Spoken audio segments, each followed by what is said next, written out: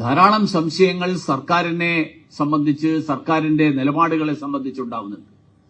ഞാനൊരു കാര്യം ചോദിക്കട്ടെ, ഇത് ഒരു ഹിന്ദു ക്ഷേത്രമായതുകൊണ്ടല്ലേ ഈ തരത്തിൽ ഇങ്ങനെയുള്ള ഒരു ലാഘവ സമീപനം സർക്കാർ സ്വീകരിക്കുന്നത്? മറ്റേതെങ്കിലും മതവിശ്വാസികളുടെ ആരാധനാലയങ്ങൾ ആയിരുന്നെങ്കിൽ ഇങ്ങനെയൊരു സമീപനം, ഇത്രയും ലാഘവ സമീപനം സർക്കാർ സ്വീകരിക്കുമായിരുന്നു. അപ്പൊ ഹിന്ദു ക്ഷേത്രങ്ങളിൽ എന്തു ആവാം എന്നുള്ള സമീപനം, ആ സമീപനമാണ് സർക്കാർ എടുക്കുന്നത്.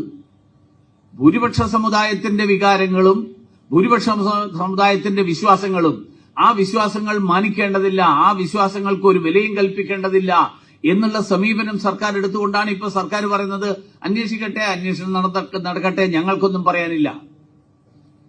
ആ കാലത്തെ ദേവസ്വം ബോർഡ് പ്രസിഡന്റായിരുന്ന പത്മകുമാറും അന്നത്തെ ദേവസ്വം മന്ത്രി ശ്രീ കടകംപള്ളി സുരേന്ദ്രനും ഈ കാര്യത്തിൽ വസ്തുതകൾ അവർക്ക് കൃത്യമായിട്ടറിയാം. അവരുടെ കൂടി ഒത്താശയോടുകൂടിയാണ് ഇതെല്ലാം സംഭവിച്ചിട്ടുള്ളത് എന്നുള്ളത് വളരെ വ്യക്തമാണ്.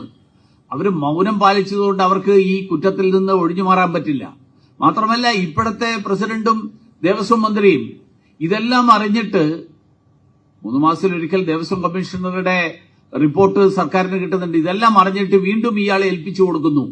ഒരു കേസിൽ പ്രതിയായിട്ടുള്ള, പോലീസ് കേസിൽ പ്രതിയായിട്ടുള്ള ഒരു പ്രതിയെയാണ് ഈ സ്വർണം ഏൽപ്പിച്ചു കൊടുക്കുന്നത് പണി നടത്താൻ വേണ്ടിയിട്ട്. എങ്ങനെ സർക്കാരിന് ഒഴിഞ്ഞു മാറാൻ പറ്റും? അതുകൊണ്ട് ഈ കാര്യത്തിൽ കേന്ദ്ര ഏജൻസികളുടെ അന്വേഷണം, അതിലൂടെ സത്യം പുറത്തുവരാൻ, അതിന് ഉത്തരവിടാൻ സർക്കാർ തയ്യാറാകുമോ? ഇതാണ് ഭാരതീയ ജനതാ പാർട്ടിക്ക് സർക്കാരിനോട് ചോദിക്കാനുള്ളത്.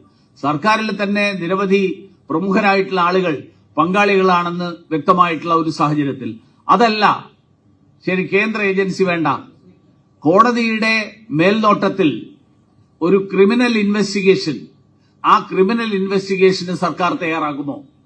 സർക്കാർ ഈ കാര്യത്തിൽ കേരളത്തിലെ, ഇന്ത്യയിലെ, ലോകം മുഴുവനുള്ള അയ്യപ്പ ഭക്തന്മാരുടെ, ക്ഷേത്രവിശ്വാസികളുടെ വികാരങ്ങളും അഭിപ്രായങ്ങളും, ആ അഭിപ്രായങ്ങൾ പരിഗണിക്കും എന്ന് ഞങ്ങൾ പ്രതീക്ഷിക്കുകയാണ്.